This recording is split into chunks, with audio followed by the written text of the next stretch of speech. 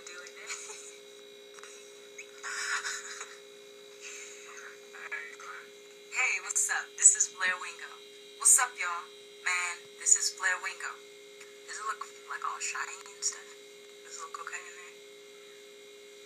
Somebody sweating.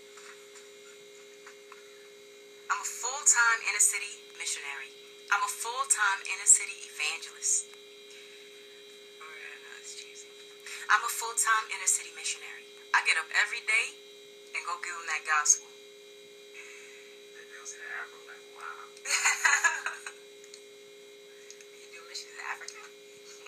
I'm a full-time inner-city missionary. What's up, y'all? My name is Blair. What I'm going to do is give you guys an update. In case you haven't known, I decided to take this summer off so that I can be available for full-time witnessing on the streets of LA. So, yeah, just stay tuned, and here's the update. Alright, y'all, what's up? Man, I woke up this morning, and I got a knock at the door. So I'm like, who's there? You know? But when I go to the door, believe it or not, there were actually some Jehovah's Witnesses. These Jehovah's Witnesses were there, and they're trying to hand me some pamphlets. So I'm like, I'm cool, you know, I'm good. I'm Christian. So they're like, oh, what? So they try to give me this pamphlet that talks about Jesus Christ. And so I asked the woman, I'm like, can you do me a favor? Can you turn to Deuteronomy chapter 18, verse 21? And can you read it for me? So we end up reading the verse, and that verse talks about false prophets, how you can detect a false prophet.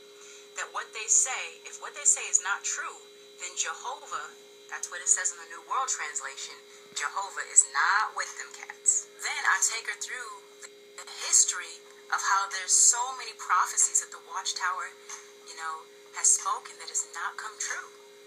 So I'm like, dude, if you're saying that this is the only way God is speaking at this time, through the Watchtower, this is God's communication on earth, and yet what you're saying is not coming true, according to the scripture, God is not with you, you know, because not only have you been wrong in 1914, also 1918, 1925, 1941, 1975, all those times that they prophesied that it would be Armageddon, and it did not come to pass.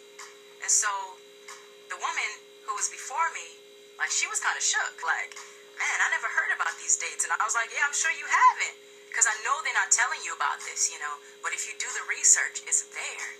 And so she was just like, oh, you know, I don't know, we gotta go, like, trying to pack up her stuff. But there was another woman who was waiting for them, and she came up on the porch. And so she's like, yeah, I heard what you were saying.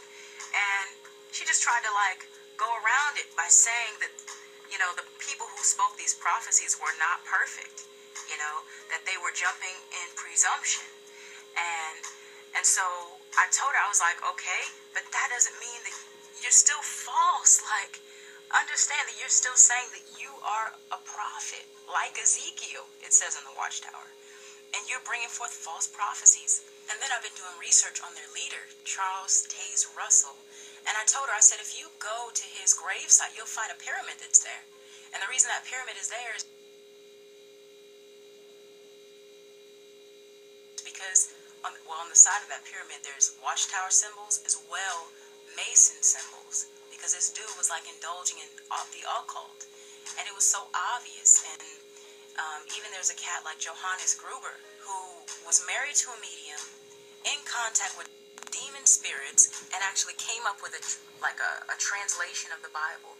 They use his translation and put it in their New World Translation regarding John 1:1, which says, not that Jesus is and God are one, but that Jesus is a God.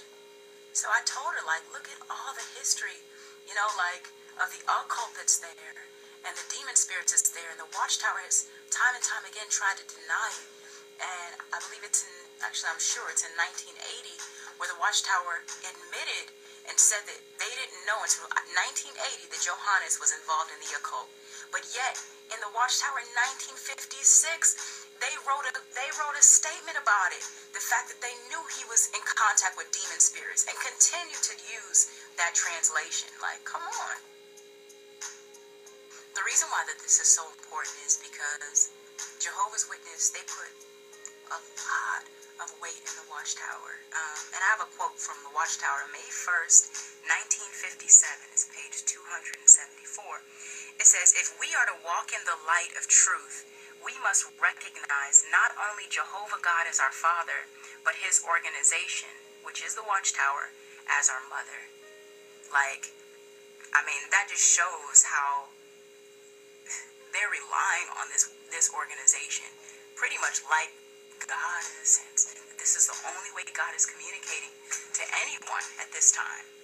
You know, he's not speaking to anybody else. So anyone else who tries to come and say that they interpret the scripture, they look at them like they're controlled by demon spirits, like it says in the book of Timothy. Like, they look at them like, dude, you're straight from Satan. The Watchtower in Brooklyn, New York, Bethel, is the only cats who know how to interpret the scripture. So in order to effectively witness to Jehovah's Witness, you have to break up that ground. And so it's really been a blessing to study this out and know how to effectively witness to a Jehovah's Witness.